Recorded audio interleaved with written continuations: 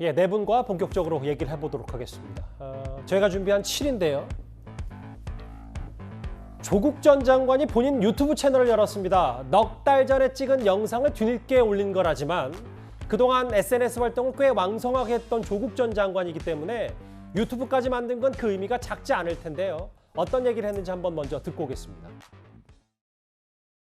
사실 목에 칼을 차고 발에 족쇄를 차고 있는 상황이라서 아직 터널 속에 있다 저는 생각하고요. 저는 물론이고 저희 가족 전체가 시련과 환란 상태에 지금 있거든요. 이런 고통을 잊기 위해서 일단 지난 4월 영상이기도 하고 유튜버가 됐어요. 이제 정치 활동 재개는 아니라는데 그럼에도 뭐 여러 해석이 나오는 이유는 바로 조국 전 장관이기 때문이겠죠? 우선 뭐 유튜브는 누구나 만들 수 있으니까 뭐 만드는 거야 이상하지 않은데 이걸 정치와 연관시키는 거는 조금 무리인 것 같습니다. 예. 왜냐하면 첫째는 우선 뭐 선거 때도 아니고 두 번째 그 민주당 안에서 여전히 조국의 강을 건넜느니 못 건너니 하는 얘기가 나오는데 지금 뭐 정치 얘기를 할 때는 아닌 것 같고 특히 지금 이제 정경심 그 배우자 정경심 교수가 대법원에서 형이 확정됐고 이제 재판을 막 시작해야 되는 상황인데 조국 그 교수로서는 지금 뭐 정치 얘기하긴 그렇죠. 다만 이제 최근에 그 책도 이제 2권 내고 영화도 만들고 이렇게 이제 활동을 했는데 조금 화제는 됐지만 이게 뭐 큰 반향을 일으키진 못한 것 같아요.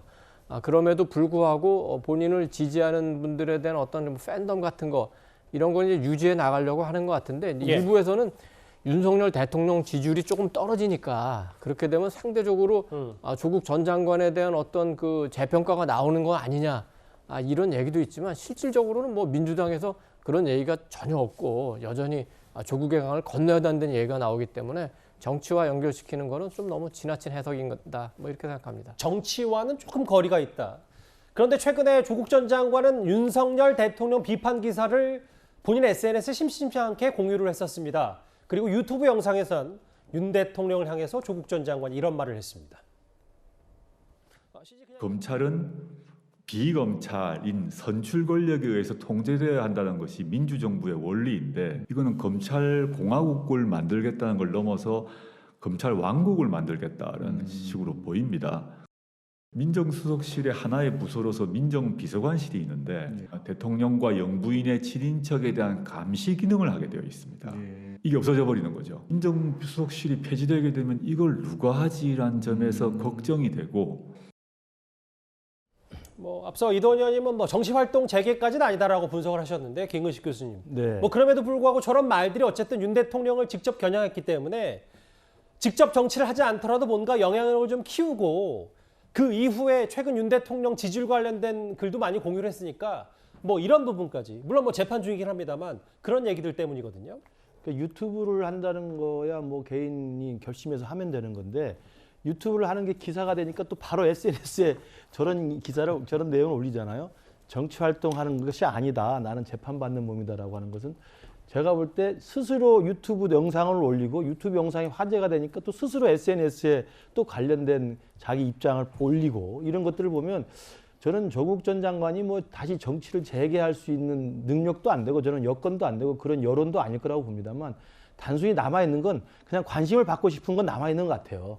여전히 뭐 조국 전 장관 잘 아시다시피 이번에 정권 교체된 데 가장 1등 공신이라고 우스갯소리로 이야기할 정도로 사실 문재인 정권의 이른바 내로남불이라는 것들을 만들어냈던 장본인이기도 한데 예. 오히려 제가 볼 때는 정권 교체 당한 민주당 여권 내에서 조국 전 장관에 대한 섭섭함과 비판적 시각이 더 많을 거라고 생각합니다. 그렇기 때문에 이제는 조국 전 장관도 과거처럼 폭풍 SNS라든지 폭풍 어떤 정치적 발언들을 이제는 안 하고 있는 것 같은데 그럼에도 불구하고 저렇게 유튜브 영상 올리고 그것이 또 화제가 되니까 또 한 번 SNS에 또 발언을 올리고 또 금방 말씀하신 것처럼 자기 발언은 직접 하지 않지만 윤석열 대통령 지지율이라든지 이런 기사를 공유하면서 나름대로 간접적으로 윤석열 대통령이나 윤석열 정부 비판하는 이런 모습을 보이는 거 보면 여전히 잊혀지고 싶지 않은 모양이다. 저는 그런 부분에 대해서는 제발 왜 이렇게 재판이 늦게까지 끄는지 모르겠어요. 빨리 너무 걸린다는 재판을 빨리 좀 종결을 해서 국민들도 그리고 민주당 지지자들조차도 이제 조국 전 장관에 대해서는 보고 싶지 않다는 생각이 좀 많을 거라고 생각합니다. 뭐 꼭 그 조국 사태를 언급하지 않더라도 문재인 정부의 초대 민정수석 혹은 문재인 정부의 법무부 장관이었기 때문에 여전히 관심을 많이 받을 수밖에 없는데요. 선거 때마다 민주당에서는 조국의 강을 건너니 많이 내부에서도 말들이 많았기 때문에 이런 활동 눈여겨볼 수밖에 없을 겁니다. 최근 민주당 지도부의 목소리도 한번 듣고 오겠습니다. 안 걷는 건 아니고 못 걷는 거죠. 저는 건너보려고 하는데 상당히 강폭이 넓은 것 같습니다. 더불어민주당은 아마도 윤석열 검찰이 결코 공정하지 않고 너무 지나치게 일방적이었는데 거기에 비하면 너무 억울하지 않냐 이런 생각을 했던 것 같아요. 조국의 강을 건너지 못했다는 것에 대해서는 아직도 많은 국민과 당원들께서 조국 사태에 민주당이 충분히 사과하지 않았다라고 이제 답변을 하신 걸 봤습니다. 민주당이 내로남불, 위선, 온정주의에서 벗어나자는 합의는 결국 조국의 강을 건너는 것이라고 생각하고 있습니다. 최근에 박지원 전 비대위원장도 이런 얘기를 했고 이승훈 변호사님 이런 것 같아요. 그러니까 최근 김경수 전 지사 사면론까지 야권 내부에서 좀 얘기가 나오고 있고 조국 전 장관이 유튜브 활동도 재개했다. 뭐 이게 민주당이 그냥 이재명, 어대명 뭐 이 분위기는 좀 안 되지 않아야 되겠냐는 분위기와 또 조국 전 장관 유튜브가 연관이 되는 부분도 있을 것 같고요. 저는 큰 의미는 없을 것 같고요. 예. 이제 조국 강을 건넜냐 안 건느냐는 전혀 의미가 없는 얘기라고 생각을 해요. 자신의 가족, 그러니까 처가 한 4년 정도 구속이 되고 유죄 판결을 받고 구속이 돼 있지 않습니까? 예. 그리고 딸도 지금 학위까지도 잃을 지금 상황에 처해 있고 동생도 구속이 돼 있는 상황이기 때문에 저는 이제는 국민들의 심판은 어느 정도 끝났다. 대선과 지방선거에서 패배됐기 때문에 이제는 민주당에서 조국의 강 여부는 그렇게 중요하지 않고 오히려 조국이 살아올 수 있느냐의 문제는 조국 스스로 무죄 판결을 받고 살아오지 않는 한은 실은 복귀가 좀 어렵지 않느냐 이런 생각이 들고요.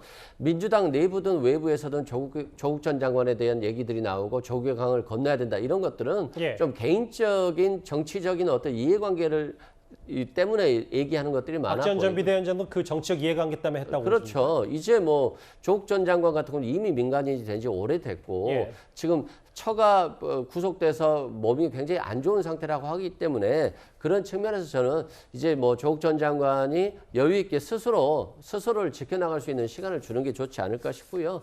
국민의 판단은 어느 정도 섰다고 생각합니다. 건넜다, 민주당도 건넜다 이렇게 보시는군요.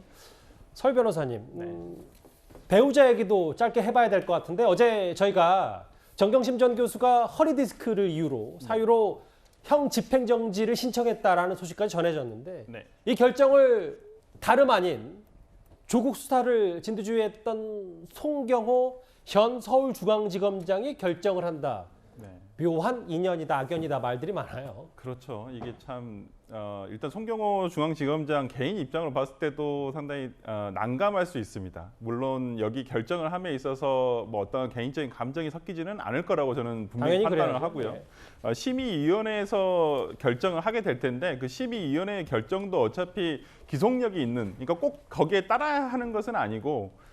지금 이제 정경심 교수 측에서 신청한 것은 우리가 이제 그 형 집행정지가 필수적인 경우와 임의적인 경우가 있는데 임의적인 지금 신청 사건이거든요. 신청이거든요. 그러니까 7가지 사유가 있는데 그 중에서 이제 건강. 그래서 과거에 우리가 박근혜 전 대통령도 이 형 집행정지를 건강상의 이유로 했었지만은 불허가 된 상황, 한번 그런 경우도 있었고 또 긍정된 사례는 안희정 전 지사 같은 경우에 이제 부친상을 당했을 때 맞아요. 이런 경우는 이제 다 기타 중대한 사유를 해가지고 이제 형 집행정지가 된 사례가 있습니다. 근데 아마 이 정도나 아니면 전문가, 의사의 어떤 그 진단서라든지 이 향후 어떤 치료의 방법이라든지 이런 것들을 보고 아마 결정되지 않을까 싶은데요. 일단은 뭐 그 건강 상태에 따라 객관적인 건강 상태에 따라서 좀 심한 경우에는 형 집행 정지가 돼서 치료를 좀 받는 것도 나쁘지. 형 집행 정지가 된다 해서 그 기간 동안 형에 포함되는 것은 아니거든요. 나머지 형은 또 살아야 되기 때문에 예. 그 부분은 좀 고려가 됐으면 좋겠습니다. 조국 전 장관 유튜버가 됐다. 뭐 오늘 꽤 많은 기사가 쏟아졌는데요. 오랜만에 조 전 장관 얘기까지 만나봤습니다. 다음 주제는 조국 전 장관을 임명했었던 문재인 전 대통령 얘기입니다.